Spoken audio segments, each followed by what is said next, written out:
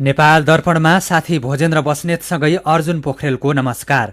नेपाल दर्पण उज्यालो radio network काठमाडौँमा 90 मेगाहर्जसँगै देशभरि विभिन्न एफएम स्टेशनहरूबाट तथा मोबाइल एप्लिकेसन र अनलाइनबाट संसारभर एकसाथ प्रसारण भइरहेको छ। नेपाल दर्पण सुरु गरौं मुख्य खबरका शीर्षकहरूबाट।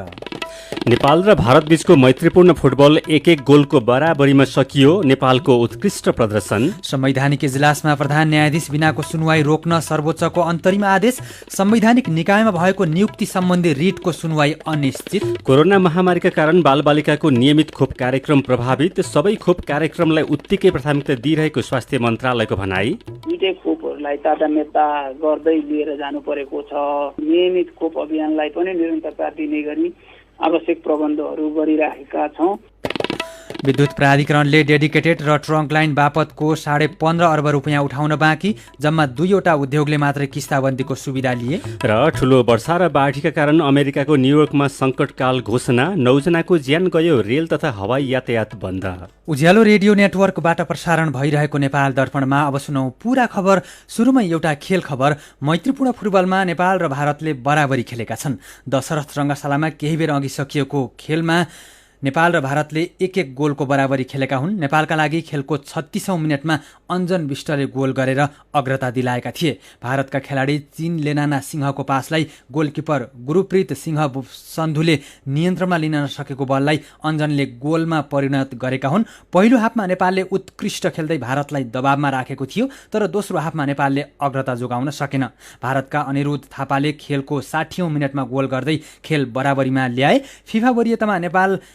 फिफा वरियतामा भारत 105औं र नेपाल 168औं स्थानमा रहेको छ। वरियतामा 63 स्थान माथि रहेको भारतसँग 1 गोलको बराबरी खेल्नुलाई नेपालको उत्कृष्ट प्रदर्शनको रूपमा लिएको छ। नेपाल र भारत बीचको दोस्रो मैत्रीपूर्ण फुटबल आउँदो शनिबार दशरथ रङ्गशालामा नै हुनेछ। मालदिप्समा हुने साफ च्याम्पियनसिपको तयारीको लागि नेपालले भारतसँग 2वटा मैत्रीपूर्ण फुटबल खेल्दैछ। साफ च्याम्पियनसिप आउँदो असोज 15 गतेदेखि 30 गतेसम्म मालदिप्समा हुँदैछ। नेपालले पछिल्लो पटक सन् 2013 को साफ च्याम्पियनसिपमा भारतलाई हराएको थियो। यसैबीच नेपाली राष्ट्रिय फुटबल टोलीका कप्तान तथा गोल रक्षक किरण चेम्जोङले नेपालका लागि सर्वाधिक खेल खेलेको कीर्तिमानी बराबरी गरेका छन्। भारतसँगको पहिलो मैत्रीपूर्ण अन्तर्राष्ट्रिय खेलसँगै उनले यो उपलब्धि हात पारेका हुन्। किरणको यो नेपालका लागि 73औं खेल हो। विराज महर्जनले पनि नेपालका लागि 73वटा खेल खेलेका छन्। मेरो पनि भन्नु छ। मैत्रीपूर्ण फुटबलमा नेपालले भारतसँग 1 गोलको बराबरी खेलेको छ। यसै विषयमा तपाईले व्यक्त गर्नुभएका प्रतिक्रियालाई आजको मेरो पनि भन्नु छमा समेटेका छौं।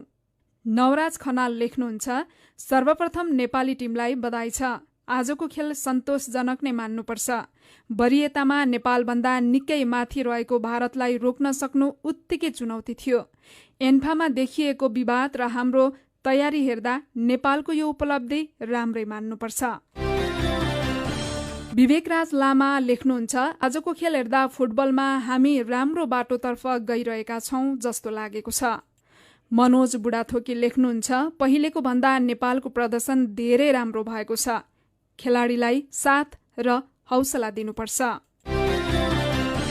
उज्यालोको फेसबुक पेजमा दि मो रेट नाम राखेका साथी लेख्नुहुन्छ, फिफा वरियतामा 168औं स्थानमा रहेको नेपालले 105औं स्थानमा भएको भारतसँग 1 को बराबरीमा खेल्नु भनेको नेपालले जित्नु समान हो। अब नेपाल फुटबलमा केही अगाडि जाँदैछ भन्ने बुझिन्छ। धेरै देशहरूसँग मैत्रीपूर्ण खेल खेलाउनु पर्ने देखिन्छ। केशव सञ्जेल भन्नुहुन्छ, आजको खेल एकदमै रोमाञ्चक लाग्यो। पहिले कसरी गोल रोक्ला भन्ने मात्रै लाग्थ्यो, अहिले त गोल हान्न सक्ने भएको जस्तो लागेको छ। विपिन सापकोटा लेख्नुहुन्छ, नेपालमा नयाँ प्रशिक्षक आएपछि खेल सुधार भएको पाइएको छ। यही लयलाई कायम राख्नुपर्छ। अनि टेलिभिजनमा पटक पटक लाइभ रोकिएको विषयमा व्यङ्ग्य गर्दै खगेन्द्र कठायत लेख्नुहुन्छ, टिभीमा विज्ञापन हेर्दै थिए, बीचबीचमा फुटबल पनि दिएको रहेछ। विचारका लागि तपाईलाई धन्यवाद। मेरो पनि भन्नु छ। मेरो पनि भन्नु छ प्रस्तुत गर्दै हुनुहुन्थ्यो साथी सुजाता सुनुवार। नेपाल दर्पणमा खबरको सिलसिला। सर्वोच्च अदालतले संवैधानिक निकायमा भएको नियुक्तिबारे संवैधानिक इजलासमा प्रधान न्यायाधीश बिनाको सुनवाई नगर्न अन्तरिम आदेश दिएको छ। यसअघिको केपी शर्मा ओली नेतृत्वको सरकारले संवैधानिक निकायमा गरेका नियुक्ति खारेजीको माग गर्दै परेको रिटमा भोलि प्रधान न्यायाधीश चोलेन्द्र शमशेर राणा बिना नै सुनवाई हुने तालिका थियो। तर प्रधान न्यायाधीश बिनाको संवैधानिक सुनवाई रोक्न माग गर्दै अधिवक्ता गणेश रेग्मीले दर्ता गरेको रिटमाथि सुनवाई गर्दै न्यायाधीश हरि फुयालको इजलासले भोलिको सुनवाई रोक्न अन्तरिम आदेश दिएको हो। आजको अन्तरिम आदेशसँगै संवैधानिक निकायमा भएको नियुक्तिको विरोधमा परेको रिटमाथिको सुनवाई थप अनिश्चित बनेको छ। अन्तरिम आदेशमा संवैधानिक इजलासमा प्रधान न्यायाधीश रहने कि नरहने भन्ने विषय महत्त्वपूर्ण भएकोले तत्काल संवैधानिक नियुक्ति सम्बन्धी सुनवाई स्थगित गर्न भनिएको छ। यस्तै सर्वोच्चले प्रधान न्यायाधीशको सहभागिता सम्बन्धमा 15 दिनभित्र लिखित जवाब पेश गर्न समेत सर्वोच्च अदालत न्याय परिषद र कानुन व्यवसायी न्याय परिषदलाई आदेश पनि दिएको छ।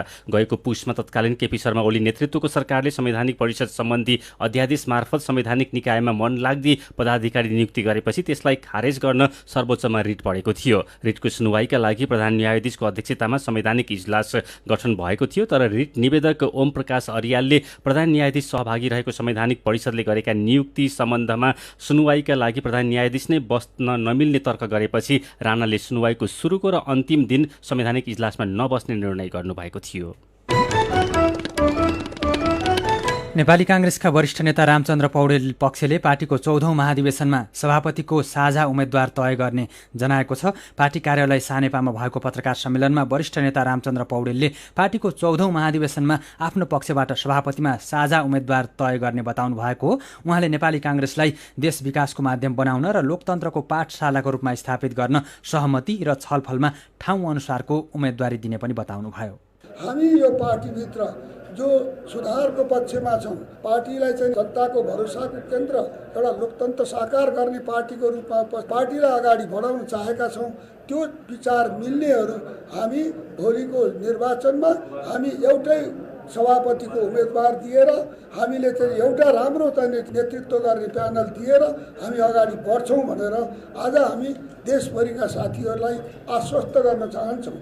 पत्रकार सम्मेलनमा पौडेल पक्षका सभापतिका आकांक्षीहरू पौडेल सहित महामन्त्री डाक्टर शशाङ्क कोइराला, नेताद्वय प्रकाशमान सिंह, डाक्टर शेखर कोइराला लगायतका नेताहरू सहभागी हुनुहुन्थ्यो। महामन्त्रीमा उम्मेदवारीको घोषणा गर्नुभएका गगन थापा पनि आजको पत्रकार सम्मेलनमा सहभागी हुनुभएको थियो। प्रदेश 2 मा नेकपा एमालेका 11 जना सांसद एकीकृत समाजवादी पार्टीमा गएका छन्। 10 जना सांसद प्रदेश निर्वाचन कार्यालयमा उपस्थित भएर र 1 जनाले पत्र मार्फत समाजवादीको लागि शनाखत गरेका हुन्। प्रदेश 2 मा नेकपा एमालेका 21 जना सांसद छन्। एमालेले प्रदेश 2 संसदीय दलमा वही पक्ष पहिलेदेखि नै कमजोर रहेको छ। यसैबीच नवगठित नेकपा एकीकृत समाजवादीका अध्यक्ष माधव कुमार नेपालले भदौ 23 गते अघि मन्त्री परिषद विस्तार हुने सम्भावना नरहेको बताउनु भएको छ। अध्यक्ष नेपालले आज बिहान माओवादी केन्द्रका अध्यक्ष पुष्पकमल दाहालसँग भेट भए पनि त्यसबारेमा छलफल नभएको बताउनुभयो। सीधा कुरा प्रश्न विचार यो हो उज्यालो रेडियो नेटवर्क काठमाडौँमा 90 मेगाहर्ज। नेपाल दर्पणमा कुराकानीसँगै खबरको सिलसिला बाँकी नै छ, सुन्दै गर्नुहोला।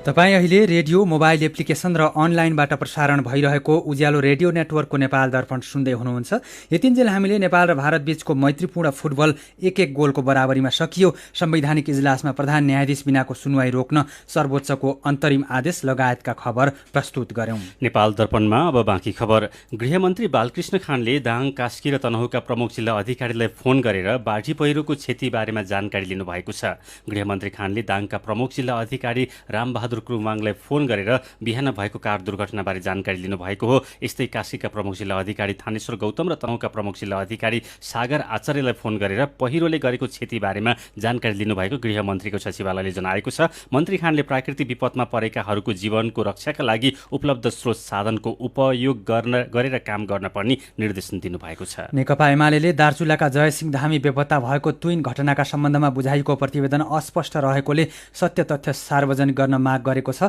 एमालेका प्रवक्ता प्रदीप गेवालीले विज्ञप्ति निकालेर घटनाका सम्बन्धमा प्रतिवेदन बुझाइसकिएकोले त्यस सम्बन्धी सत्य तथ्य सार्वजनिक गर्न माग गर्नुभएको हो। विज्ञप्तिमा दोषीलाई कारबाही र पीडित परिवारलाई न्याय सुनिश्चित गर्न माग गरिएको छ। पछिल्लो 24 घण्टामा 2004 जनामा कोरोना संक्रमण पुष्टि भएको छ। पीसीआर र एन्टिजेन गरी 14,650 जनाको परीक्षण गर्दा 2004 जनामा कोरोना संक्रमण पुष्टि भएको स्वास्थ्य तथा जनसङ्ख्या मन्त्रालयले जनाएको छ। पछिल्लो 24 घण्टामा परीक्षण गरिएका नमुनामध्ये 13.67% संक्रमण पुष्टि भएको हो। नेपालमा संक्रमण पुष्टि हुनेको संख्या 8,50,208 जना पुगेको छ। थप 1,846 जना निको भएसँगै कोरोना संक्रमण मुक्त हुनेको संख्या 7,21,182 जना पुगेको छ। थप 16 जना सहित कोरोना संक्रमणबाट ज्यान गुमाउनेको संख्या 10,786 जना पुगेको छ। अहिले नेपालमा 33,946 जना कोरोना भाइरसका सक्रिय संक्रमित छन्। कोरोना महामारीका कारण बालबालिकाको नियमित खोप कार्यक्रम पनि प्रभावित भएको छ। पूर्ण खोप कार्यक्रमको तयारीमा जुटिसकेको नेपालमा कोरोना महामारीपछि 70% बालबालिका मात्रै नियमित खोप कार्यक्रममा सहभागी भएका स्वास्थ्य तथा जनसङ्ख्या मन्त्रालयले नै जनाएको छ। सरकारले 15 महिनाभित्र पूरा गर्ने 12 किसिमका खोप निशुल्क दिँदै आएको छ। गएको वर्ष लकडाउनको सुरुमा केही समय नियमित खोप कार्यक्रम प्रभावित भएको भए पनि त्यसपछि कार्यक्रम नियमित छ। तर पनि किन खोप लगाउने बालबालिकाको संख्या घट्यो भनेर साथी जानुका दुवाडीले स्वास्थ्य तथा जनसङ्ख्या मन्त्रालयका सहप्रवक्ता डाक्टर समीर अधिकारीलाई सोध्नु भएको छ। खोप केन्द्रहरू, खोप ढुवानी गर्ने भाँडोहरू, यी सबै कुराहरू फेरि हाम्रो कोभिड-19 को खोप अभियानका दौरान पनि प्रयोग भइरहेको हुन सक्छ। यसका कारणले हामीले दुईटै खोपहरूलाई तादामेता गर्दै लिएर जानु परेको छ। यो गर्दै जाँदा हामी सर्वसाधारणहरू कोभिड-19 विरुद्ध फेरि डराएर अलिकति बालबालिकालाई खोप लगाउन स्वास्थ्य संस्थासम्म नगइराख्ने हो कि भन्ने चिन्ता हामी स्वास्थ्यका पदाधिकारीहरूलाई छ। बालबालिकालाई हुन सक्ने अरू संक्रामक रोगहरूका सन्दर्भमा सचेत भएनौँ र अहिले खोप लगाउने कुराहरूमा समयमै आफूले खोप लगाउनु पर्ने स्वास्थ्य संस्थाहरूसँग सम्पर्क गरेर सबै कुराहरू बुझेर त्यसैअनुसार व्यवस्थापन गर्न सकेनौँ भने भोलिका दिन अप्ठ्यारा हुन सक्छन्। यिनै कुराहरूलाई बुझेर हामीले नियमित खोप अभियानलाई पनि निरन्तरता दिने गरी आवश्यक प्रबन्धहरू गरिराखेका छौँ।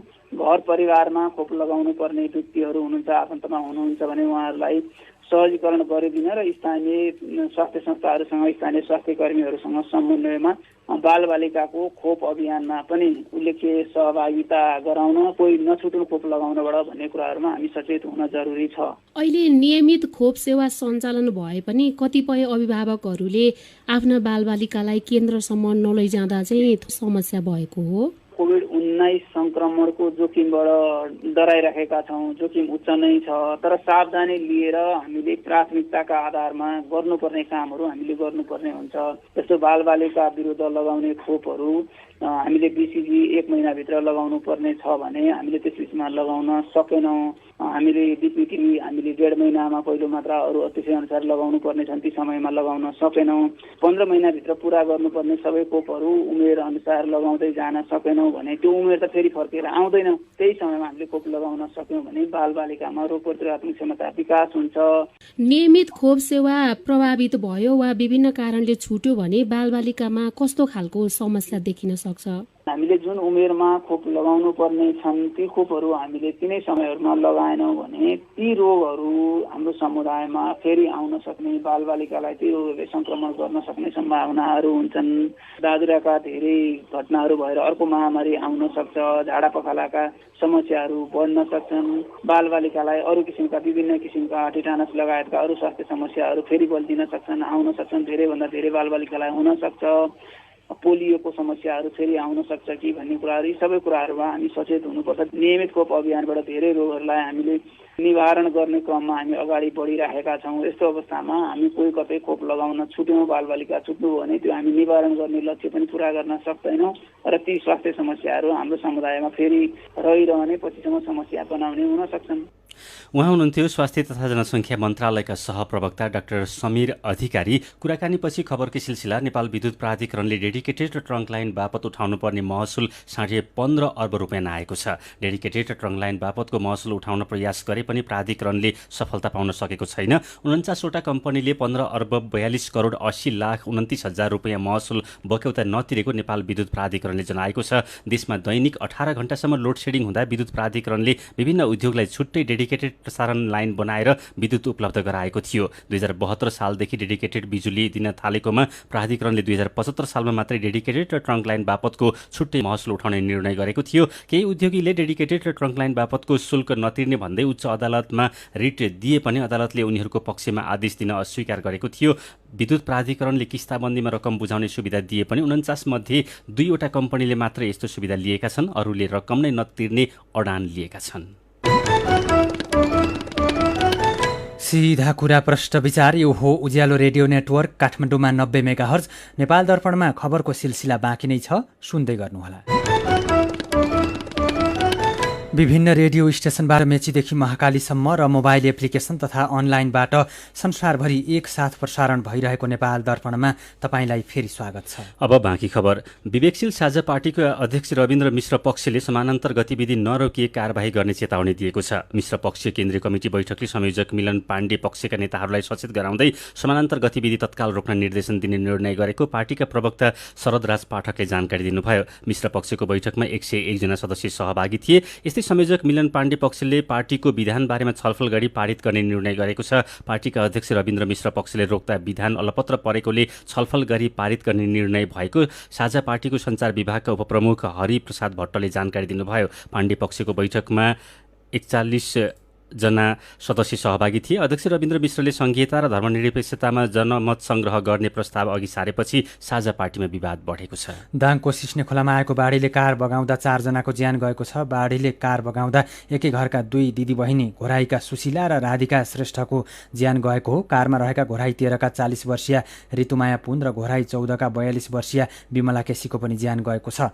कार चालक घोराई 15 का नन्दबहादुर पुनको खुट्टा भाँचिएको छ। यसैबीच सिस्ने खोलामा पुल निर्माणमा ढिलाइ गर्ने ठेकेदारलाई तत्काल पक्राउ गर्न जिल्ला प्रशासन कार्यालय दाङले प्रहरीलाई निर्देशन दिएको छ। पुल निर्माणमा ढिलासुस्ती गरेको भन्दै प्रशासनले श्री एडभेन्चर जेवीका प्रतिनिधि यज्ञ केसीलाई पक्राउ गर्न निर्देशन दिएको हो। रामेछापमा खोलाले बगाएर 2 जना बालिकाको ज्यान गएको छ। पौडी खेल्ने क्रममा भटौली खोलाले बगाएर खाडादेवी गाउँपालिका वडा नम्बर 5 पकरवासका 11 वर्षकी अनिशा तामाङ र 12 वर्षकी मनिता सार्कीको ज्यान गएको हो। नेपाल सरकारका पूर्व सचिव श्रीकान्त रेग्मीको निधन भएको छ। मृगौला र मधुमेह रोगबाट पीडित 71 वर्षका रेग्मीको बिहान शिक्षण अस्पताल महाराजगञ्जमा निधन भएको हो। लामो समयसम्म गृह सचिव रहनुभएका रेग्मी कुशल प्रशासकका रूपमा चिनिनुहुन्छ।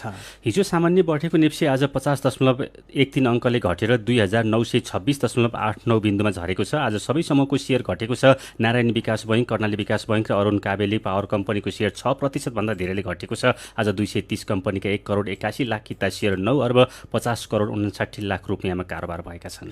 बिरामी रेफर गर्ने र व्यथितिले भरिएको अस्पताल भनेर चिनिँदै आएको भक्तपुर अस्पताल पछिल्लो समय निकै सुधारिएपछि बिचौलिया र व्यापारीहरूले अस्पतालका medical superintendent doctor Sumitra Gautam सहित अरू डाक्टर र कर्मचारीलाई सरुवा गर्ने धम्की दिन थालेका छन्। सरुवा गराउन लागि परेको टोलीले आफूहरूको व्यवसाय धरापमा परेको भन्दै गुनासो गरेको जिल्ला समन्वय समिति भक्तपुरका प्रमुख नवराज गेलालले बताउनुभयो। काठमाडौँ उपत्यकामा क्युआर कोडको प्रयोग गरी ट्राफिक जरिवाना तिर्न सकिने भएको छ। महानगरी ट्राफिक प्रहरी महाशाखाले नयाँ सफ्टवेयर विकास गरी जरिवाना तिर्ने प्रक्रियालाई सजिलो बनाएको हो। स्याङ्जाको वालिङ नगरपालिकालाई उद्यमीको सहर बनाउने लक्ष्यसहित उद्यमशीलता व्यवसाय प्रवर्धन तथा नवप्रवर्तन केन्द्र इबिकको स्थापना गरिएको छ। अफगानिस्तानबाट थप 10 जना नेपाली आज स्वदेश आइपुगेका छन्। यो सहित अफगानिस्तानमा तालिबानले कब्जा गरेपछि स्वदेश फर्कने नेपालीको संख्या 857 जना पुगेको परराष्ट्र मन्त्रालयले जनाएको छ। बाजुराको कोल्टी खाद्य डिपोमा चामल सकिएपछि 4वटा पालिकामा खाद्यान्न अभाव भएको छ। चामल नहुँदा स्वामी कार्तिक खापर, जगन्नाथ र हिमाली गाउँपालिका तथा बुढीनन्दा नगरपालिकामा खाद्यान्नको समस्या भएको हो। साँफे मार्तरी सडक खण्ड र मार्तरी कोल्टी सडक खण्ड पहिरोले बन्द भएपछि ढुवानी गर्न नसकेर डिपोमा चामल सकिएको खाद्य व्यवस्था तथा व्यापार कम्पनी लिमिटेड कोल्टी शाखाले जनाएको छ। हिमाल पारीको जिल्ला मुस्ताङलाई जोड्ने बेनी जोमसुम सडक आजदेखि खुलेको छ। उत्तरी म्याग्दीको अन्नपूर्ण गाउँपालिका 3 दानाको गुइठेमा खसेको पहिरो पञ्चायतपछि गएको आइतबारदेखि बन्द रहेको सडक आजदेखि खुलेको हो।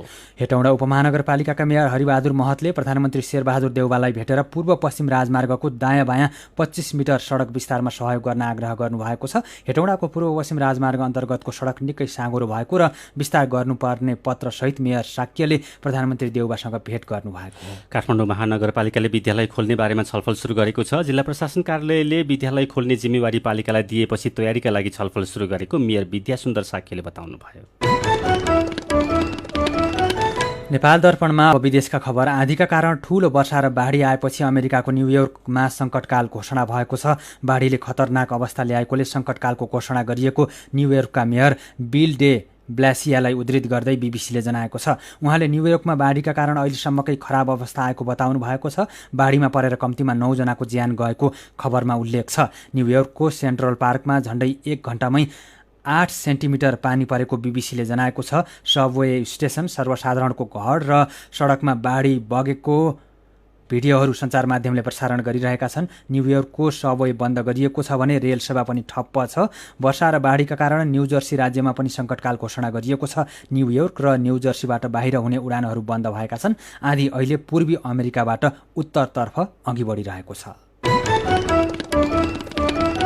नेपाल दर्पणमा अब खेल खबर। नेपाल र भारत बीचको मैत्रीपूर्ण फुटबल प्रतियोगिता 1-1 गोलको बराबरीमा सकिएको सम्बन्धी खबर हामीले यसअघि नै प्रस्तुत गरिसकेका छौँ। अब बाँकी खबर। नेपाल र पपुवा न्युगिनी बीच ओमानमा हुने एकदिवसीय श्रृङ्खलाको मिति सरेको छ। नयाँ तालिका अनुसार नेपाल र पिएनजी बीचको पहिलो खेल आउँदो भदौ 22 गते, दोस्रो खेल भदौ 25 गते हुने भएको छ। यसअघि यस श्रृङ्खलाका 2 खेल यही भदौ 20 र 23 गते हुने तय भएको थियो। अहिले नेपाली क्रिकेट टोली ओमानमा प्रशिक्षणमा रहेको छ। र इङ्ल्यान्डसँगको चौथो टेस्ट क्रिकेटमा भारतले खराब प्रदर्शन गरेको छ। लन्डनको दि ओभलमा टस हारेर पहिले ब्याटिङको निम्तो पाएको भारतले ताजा अवस्थामा 6 विकेट गुमाएर 122 रन बनाएको छ। 5 खेलको टेस्ट श्रृङ्खलामा दुवै टोलीले 1-1 खेल जितेका छन्। पहिलो टेस्ट क्रिकेट वर्षाका कारण प्रभावित हुँदा बराबरीमा सकिएको थियो। खेल खबरसँगै उज्यालो रेडियो नेटवर्कबाट प्रसारण भइरहेको नेपाल दर्पणको समय सकिनै लागेको छ। बिदा हुनु अघि आजका मुख्य खबरका शीर्षकहरू फेरि एकपटक। नेपाल र भारत बीचको मैत्रीपूर्ण फुटबल 1-1 गोलको बराबरीमा सकियो। नेपालको उत्कृष्ट प्रदर्शन। संवैधानिक इजलासमा प्रधान न्यायाधीश बिनाको सुनवाई रोक्न सर्वोच्चको अन्तरिम आदेश। संवैधानिक निकायमा भएको नियुक्ति सम्बन्धी रिटको सुनवाई अनिश्चित। कोरोना महामारीका कारण बालबालिकाको नियमित खोप कार्यक्रम प्रभावित। सबै खोप कार्यक्रमलाई उत्तिकै प्राथमिकता दिइरहेको स्वास्थ्य मन्त्रालयको भनाइ। विद्युत प्राधिकरणले डेडिकेटेड र ट्रङ्क लाइन बापतको 15.5 अर्ब रुपियाँ उठाउन बाँकी। जम्मा 2वटा उद्योगले मात्र किस्ताबन्दीको सुविधा लिए। र ठुलो वर्षा र बाढीका कारण अमेरिकाको न्युयोर्कमा सङ्कटकाल घोषणा। 9 जनाको ज्यान गयो। रेल तथा हवाई यातायात बन्द। आजको नेपाल दर्पण सकिएको छ। प्रविधिमा साथ दिने साथी दिनेश निरौला र सरोज थापासँगै हामी भोजेन्द्र बस्नेत र अर्जुन पोखरेल पनि बिदा हुन्छौँ। कोरोनाको जोखिम कायमै रहेकोले सुत्नु अघि पनि साबुन पानीले मिची 20 सेकेन्डसम्म हात धुन नबिर्सनुहोला। नमस्कार।